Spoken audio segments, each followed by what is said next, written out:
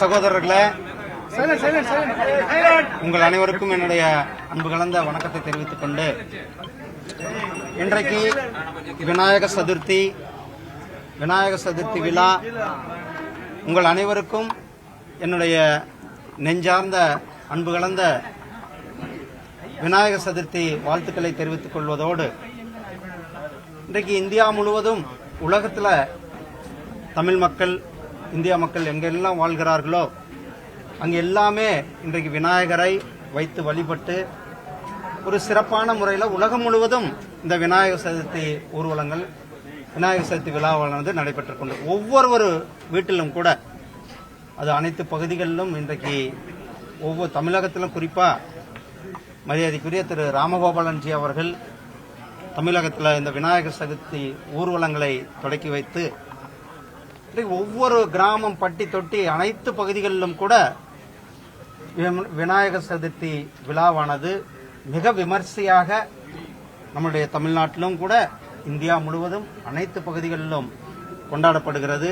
இன்றைய தினத்தில் விநாயகர் சதுர்த்தி வாழ்த்துக்களை மீண்டும் உங்களுடன் தெரிவித்துக் கொள்வதோடு, நம்மளுடைய தமிழகத்தினுடைய முதலமைச்சர், நான் ஒவ்வொரு வருஷமும் சொல்லுவேன், விநாயகர் சதுர்த்தி கொண்டாடும் பொழுது நீங்கள் தமிழக முதலமைச்சராக மக்களுக்கு விநாயகர் சதுர்த்தி வாழ்த்துக்கள் சொல்ல வேண்டும், தீபாவளிக்கு விநாயகர் சதுர்த்தி வாழ்த்துக்கள் சொல்ல வேண்டும் என்பது மக்களுடைய கோரிக்கையாக இருக்கிறது என்பதை உங்கள் மூலியமாக ஒவ்வொரு வருடமும் சொல்லிக் கொண்டு இருக்கின்றோம். ஆனால் அவர் அதை பற்றியெல்லாம் கவலை கிடையாது. மற்ற திருவிழாக்களுக்கு, மற்ற பண்டிகைகளுக்கு வாழ்த்து சொல்றார். அதை நீங்க சொல்லுங்க, சொல்லாம இருங்க, அது வேற விஷயம். இப்படிப்பட்ட இந்த தருணத்தில் இப்போ ஒரு போலியான ஒரு வேஷம் வருகிற கேரளாவில் ஐயப்ப பக்தர்களுடைய மாநாட்டில் கலந்து கொள்ள இருக்கிறாராம்.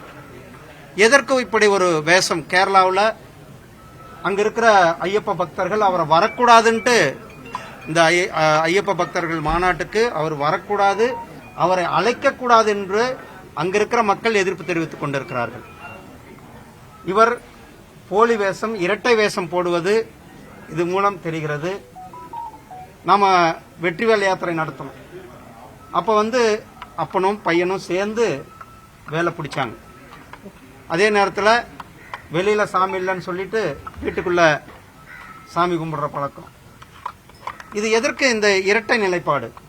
ஒரு முதலமைச்சராக அனைத்து திருவிழாக்களுக்கும் அனைத்து மக்களுக்கும் உரியவர், அனைத்து மக்களுக்குமே கூட அவர் வாழ்த்து சொல்ல கடமைப்பட்டிருக்கிறார்.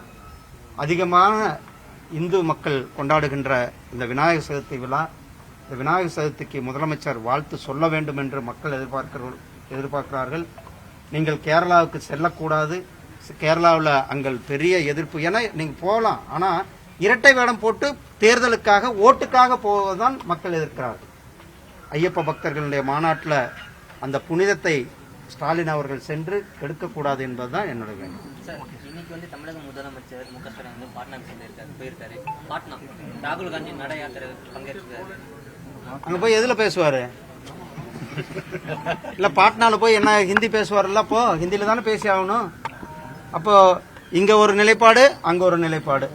அங்க போய் என்ன தமிழ்ல பேச போறாரா, இல்ல ஆங்கிலத்துல பேசினாலும் அங்க மக்களுக்கு புரிய போகுதா? இதுக்கு அவர் அப்படி ஆங்கிலத்தில் பேசினாலும் அவருடைய பாஷையை ஹிந்தியில மொழிபெயர்ப்பு தான் செய்யணும். அப்போ மும்மொழி கொள்கையை நாம நான் எப்பயுமே இந்த மொழி தான் வேணும்ன்ற சொல்லவில்லை. 3 மொழி கொள்கை, அந்த கொள்கைகள் வேண்டும் என்பதுதான் நம்ம எல்லாருடைய இதுவும். மக்கள் அதாவது புதிய தேசிய கொள்கை கல்வியை, அதாவது குறைந்தபட்சம் அடிப்படை கல்வியில, பிரைமரி எஜுகேஷன்ல தாய்மொழி கல்வி, அது தமிழாக இருக்கலாம், தெலுங்காக இருக்கலாம், மலையாளமாக இருக்கலாம், கன்னடமாக இருக்கலாம், அல்லது வேற ஏதாவது மொழிகளாக கூட இருக்கலாம். தாய்மொழி வழி கல்வியை தான் சொல்லுது. அதை போய் எதிர்க்கிறீங்க.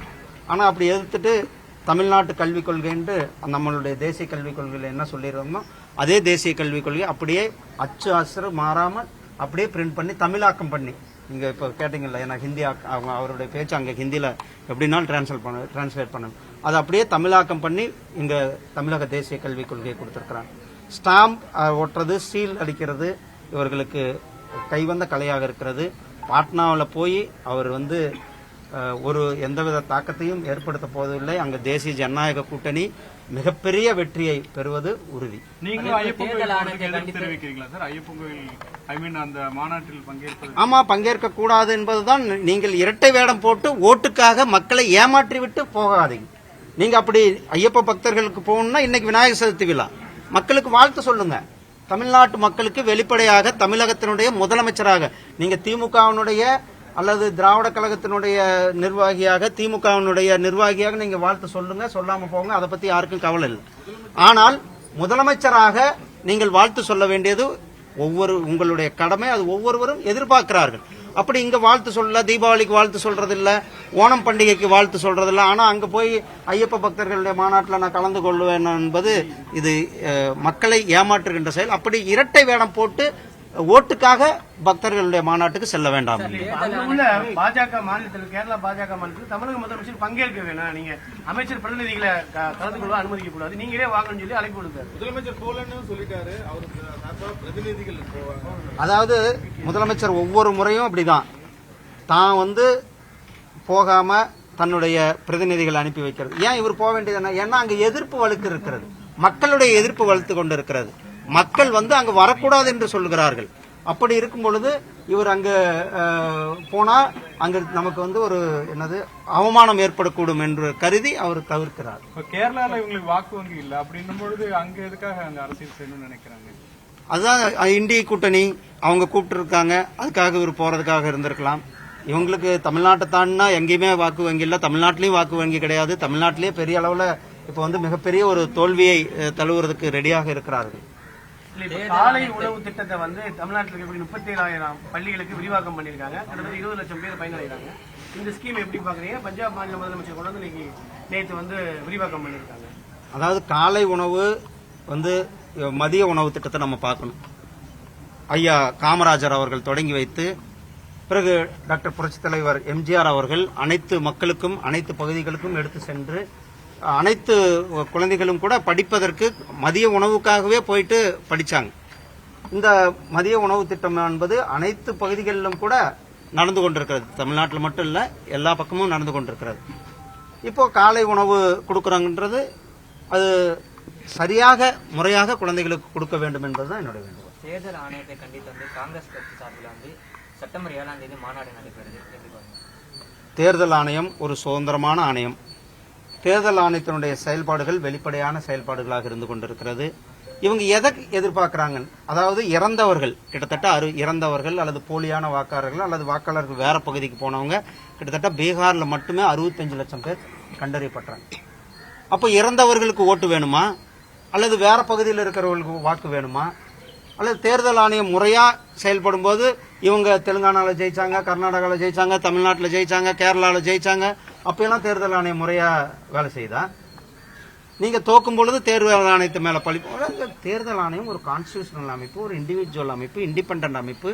அதனுடைய செயல்பாடுகள்ல இவர்கள் தலையிடக்கூடாது என்பதுதான் என்னுடைய வேண்டுகோள்.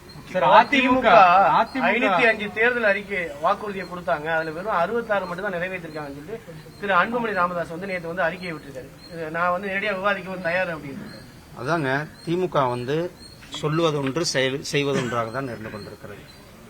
திமுக கேஸ் சிலிண்டருக்கு 100 ரூபாய் நாங்க மானியம் கொடுக்கறோம்னு சொன்னாங்க. இன்னை வரலாம் அதை பத்தின பேச்சே கிடையாது. அதே போல திமுக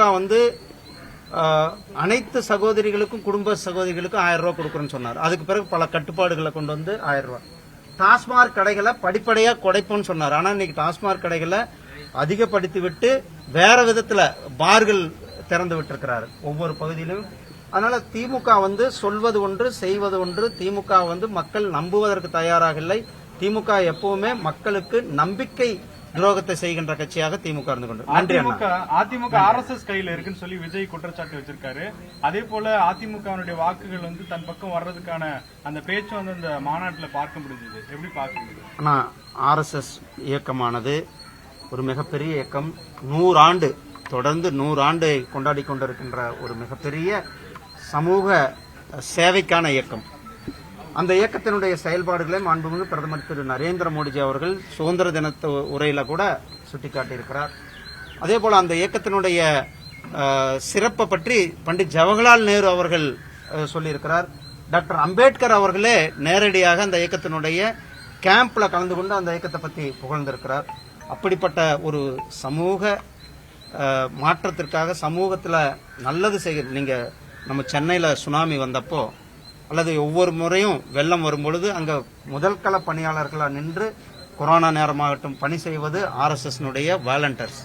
அப்படிப்பட்ட இயக்கத்தினுடைய கருத்துக்களை ஒருத்தர் கேட்பது என்பது மிகவும் வரவேற்கத்தக்கது தானே. இல்ல அதிமுக அதுதான் சொல்றேன், அது வரவேற்கத்தக்கது தானே. அதுல வந்து அதிமுக கேட்கறது வரவேற்கத்தக்கது தான். ஆமா, வரவேற்கத்தக்கது தானே. இதுல என்ன இருக்க போகுது? ஏன்னா ஒரு சுதந்திரமான அமைப்பு, 100 ஆண்டுகளை கொண்டாடி கொண்டிருக்கின்ற ஒரு சேவைக்கான அமைப்பு, சரியா வழி நடத்துவீங்க. அந்த அமைப்பு வந்து வழி நடத்துகிறதுல என்ன தவறு இருக்கிறது? அப்ப விஜய் சொன்ன குற்றச்சாட்டு சரிதான்.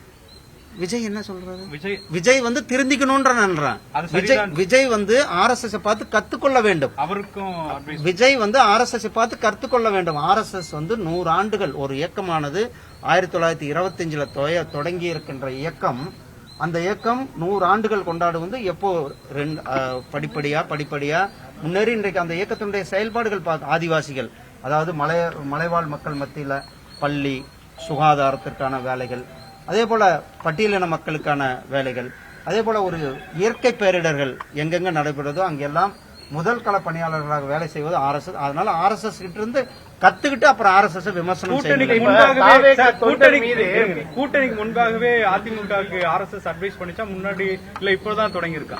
அண்ணா, நாங்க வந்து RSS-னுடைய பண்பு பத்தி சொன்னேன். நானு RSS பார்த்து நிறைய பேர் கத்துக்கணும், அதுல விஜயும் முதன்மையாக வெளில வந்து கத்துக்கணும் என்பதுதான் என்னுடைய இது. தாவேகா தொண்டரு பவுன்ஸ் நல்லா தாக்கப்பட்டிருக்காரு.